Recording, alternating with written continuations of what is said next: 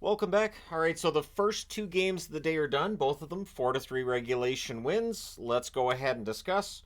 We'll start things off with the surprise so far for today, so far. I mean, yeah, we could have surprises in the next two games as well. So, Calgary and Chicago.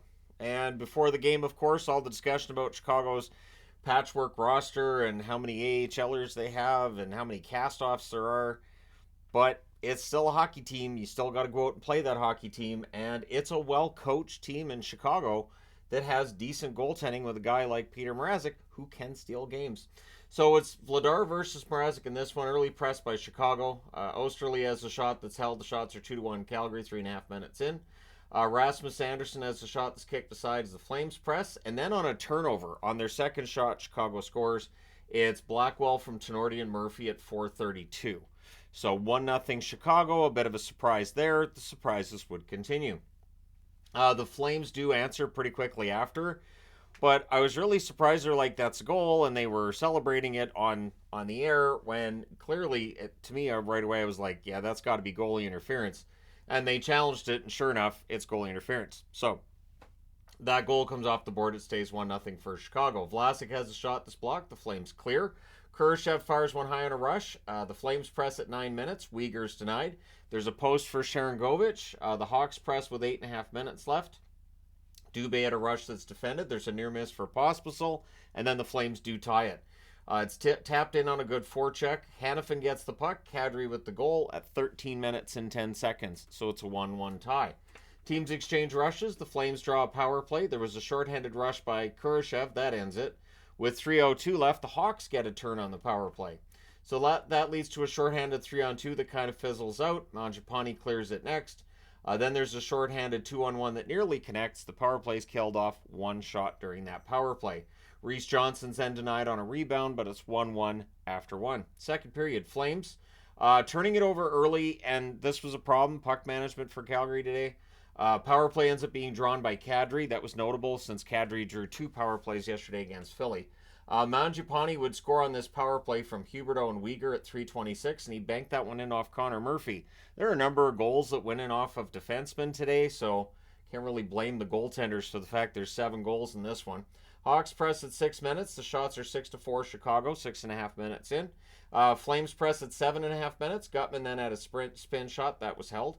We get a power play for Chicago. That's killed off. No shots on net for Chicago's power play. The Hawks press after it's done. Things get pushed on hold by Vladar. And then Chicago would tie the game. Kurashev scores from Dickinson and Vlasic at 12:09. And then a point shot through traffic deflects in. I believe that one went in off D. Simone.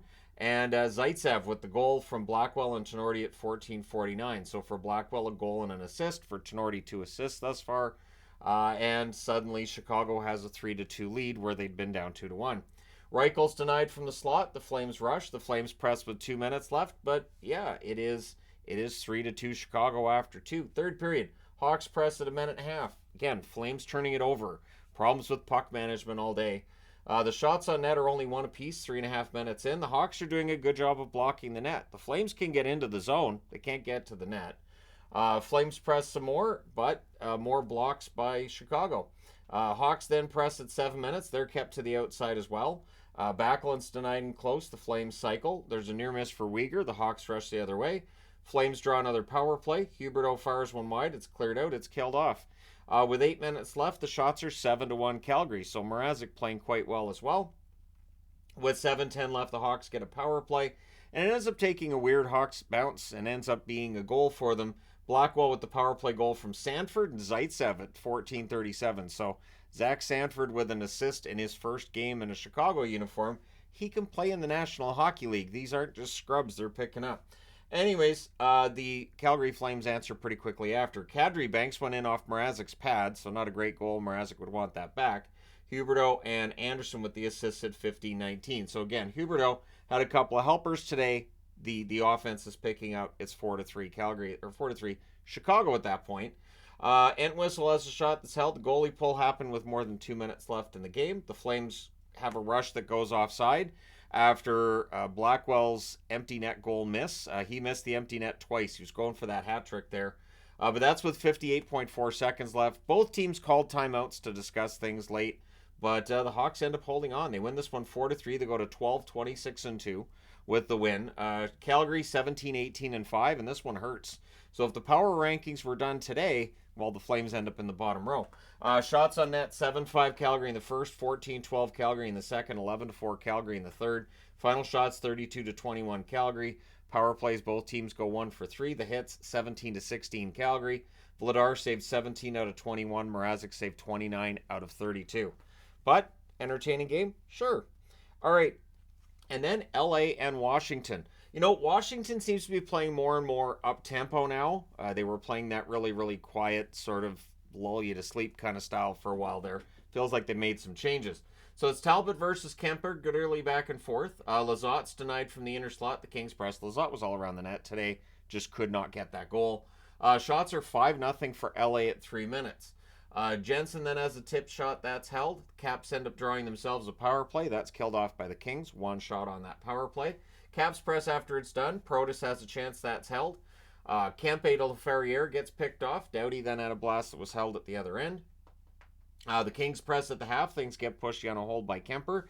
Neither of these games, though, featuring a lot of ugliness at all. So the Kings press at the half, and then Protas nearly banks one in. The Kings press with 4 minutes left. Dano has a net feed. That's picked off. Strome has a net drive. That's held. Both goalies really good in this one to this point. Kings press in the final minute, but it's 0-0 after one. Second period. Early press by the Kings, but they're kept to the outside. Kempe has a rush chance. That's blockered aside. The shots are 3-0 LA at 3 minutes. So much like in the first period, LA comes out as the better team in the second period. So Grundstrom has a shot that's blocked. The fans call one. The referee doesn't. And at 4:22 on a 2-on-1 rush, Dowd backhands one into the net to open the scoring for Washington. Obey, Kubel, and Carlson with the assists. Then there's a near miss for McMichael. Fiala's denied. The Kings press. Wilson clears. We get a power play for the Kings, and they score on it.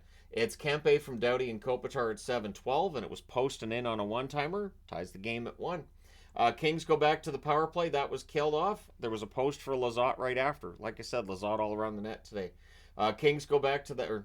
Kings do not go back to the power play. I already read that line.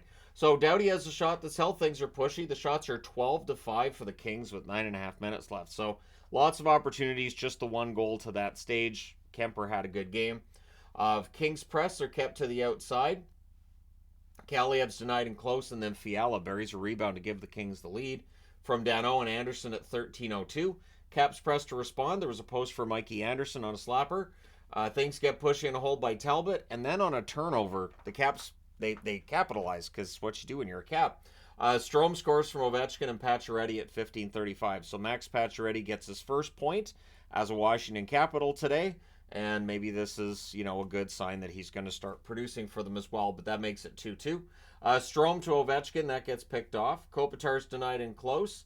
Kempe has a one-timer, that's held. Ferrari goes down on a hit from Laferriere. It was scary. His head hits the boards there.